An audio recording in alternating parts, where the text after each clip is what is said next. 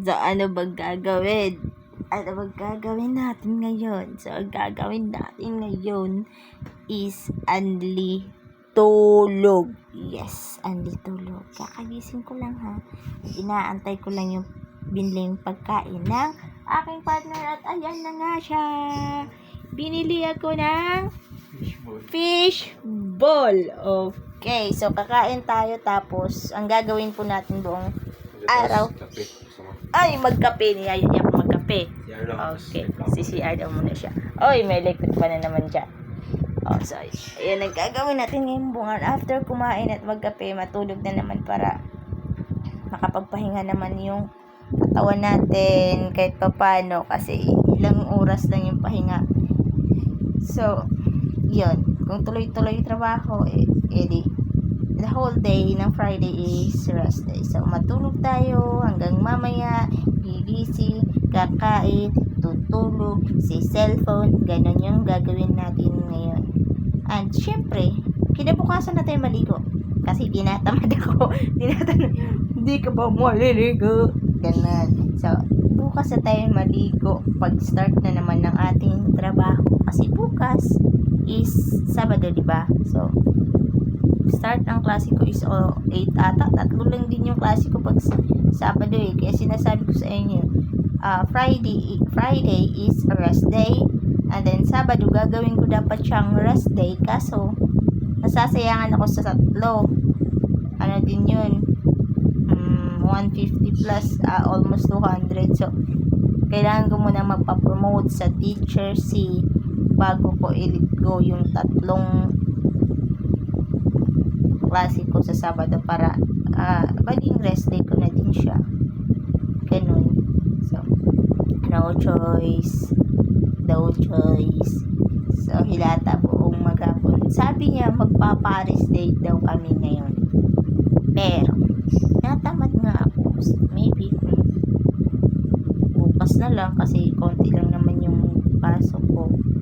I-close ko na lang yung others. At inaantay ko din kasi yung pinsan niya, si Bola, which is napaka-bait na bata. And then, gusto kong antayin siya and masulit yung bonding kasi siya lang yung kasabay ko dito, you know that. Ano kasi, malaki kasi yung age gap namin ng partner ko. So, siya lang yung laging kasabay ko.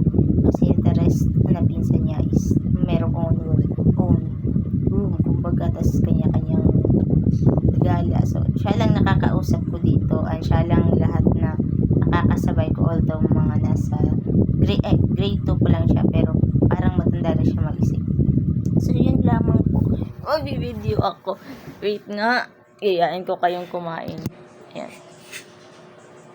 So, yung binili na partner ko. So, wala to sa, madalas lang kasi ito sa Mindanao. Kaya ito yung request ko sa kanya.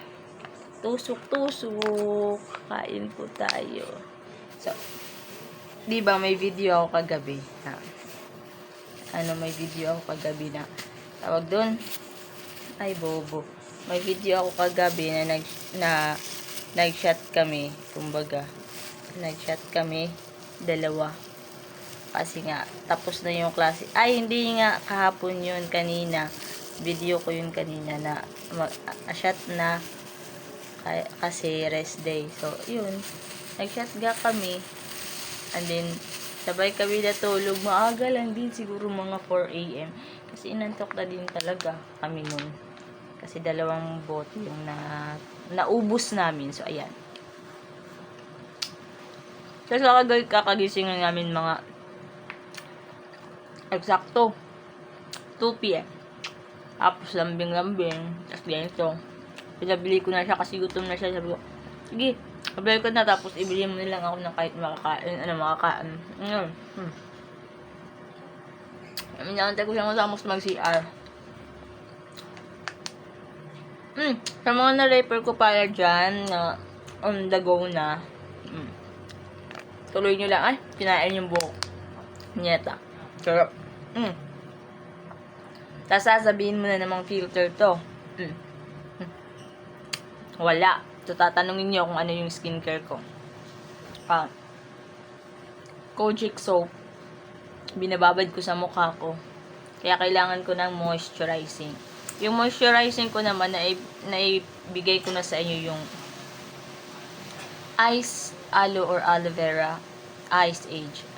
Ayun lang talaga nilalagay ko sa mukha ko. Tapos yung cream ba, na napaka trending sa TikTok na sunscreen, na nag-buy one take one galing pa sa ibang bansa. So, ginagawa ko dun is, bago ako magsimula ng klase, 1 hour yung gap. Nilalagay ko yun, pinapatuyo, saka ako maglalagay ng sunscreen. Ayun lang talaga, the whole class duration, and then, madaling araw, matatapos ako 4 a.m.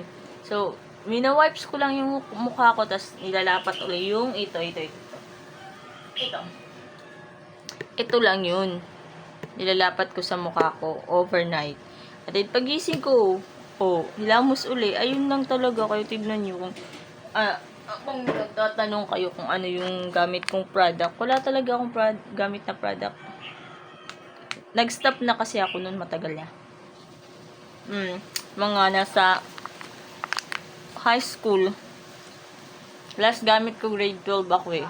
Tapos sobrang nipis na ng mukha ko. Tapos parang susugat-sugat siya. So kaya, ni-stop ko na.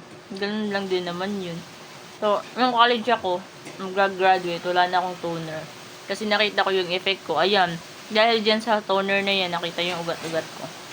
So, moisturizing na ako. So, yun lang. Haba na. Bye-bye.